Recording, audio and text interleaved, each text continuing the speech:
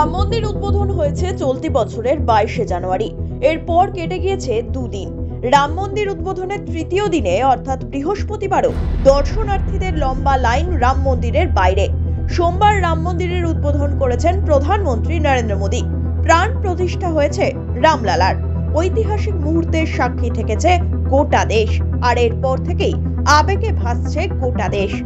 কার্যত প্রত্যেক দিনই ভিড় বাড়ছে, হিমশিম খেতে হচ্ছে প্রশাসনকে।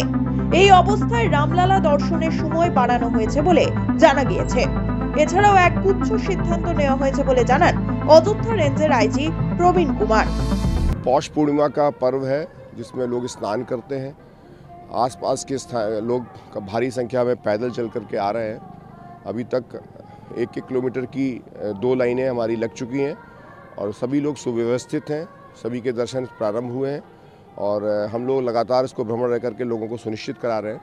इसमें एक प्रोसेस है कि हर आदमी, कोई भी आदमी जो सामान लेके आता है उसको रखवाना होता है पीएफसी में, पब्लिक फैसिलिटेशन सेंटर में। वहाँ पर उसकी इस बैगेज स्कैनर्स के थ्रू लोग निकलते हैं, सामान निकलता है।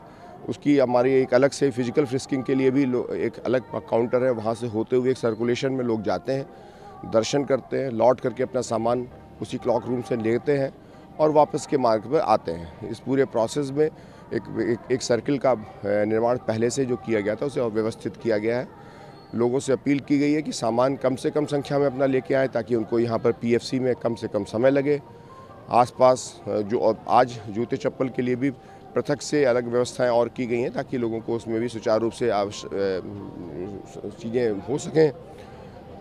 जो बाहर के लोग चल कर के आ रहे हैं उन लोगों को भी हम लोगों ने हर तरह से पब्लिक ट्रांसपोर्ट सिस्टम को भी इस तरह से बेहतर किया है कि किसी को कोई असुविधा ना हो।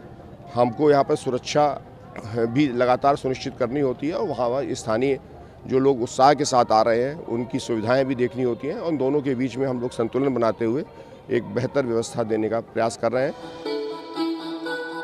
অন্যদিকে রাত পোহালেই প্রজাতন্ত্র দিবস।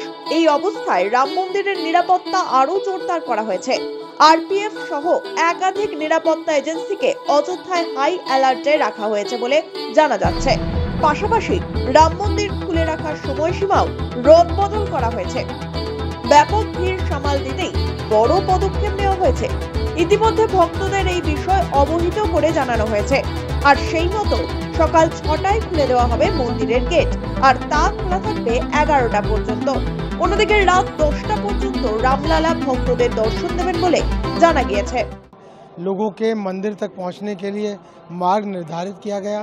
इस निर्धारित मार्ग पर लेन्स बनाई गई हैं जिनमें पंक्तिबद्ध होकर सभी लोग जा रहे हैं, लगातार चलते हुए अनवरत दर्शन कर रहे हैं। किसी व्यक्ति को कोई परेशानी नहीं हो रही है।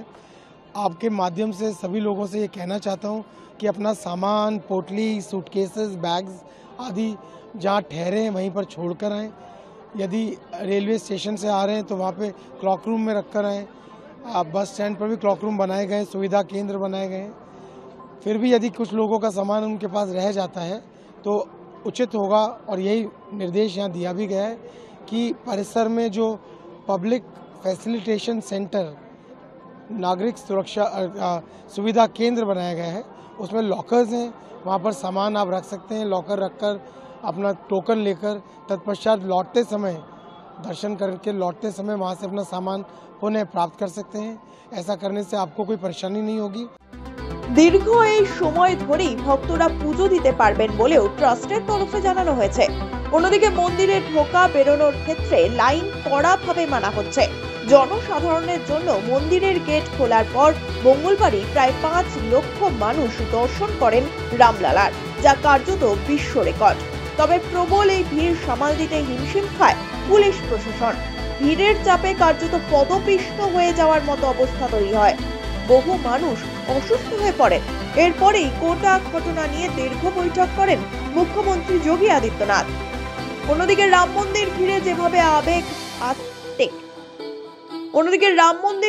যেভাবে আবেগ আছড়ে পড়ছে সেদিকে তাকিয়ে মন্ত্রিসভার সদস্যদের আপাতত মার্চ মাস পর্যন্ত অযোধ্যায় না যাওয়ার পরামর্শ দিয়েছেন প্রধানমন্ত্রী নরেন্দ্র মোদী। ভিড়ের মধ্যে যদি মন্ত্রীরা সেখানে যান তাতে সমস্যা আরো বাড়তে পারে বলে মনে করা হচ্ছে। সমস্যা বাড়বে, আর তা ভেবেই প্রধানমন্ত্রীর এহেন পরামর্শ বলেই মনে করা হচ্ছে। Bureau report one India Bangla.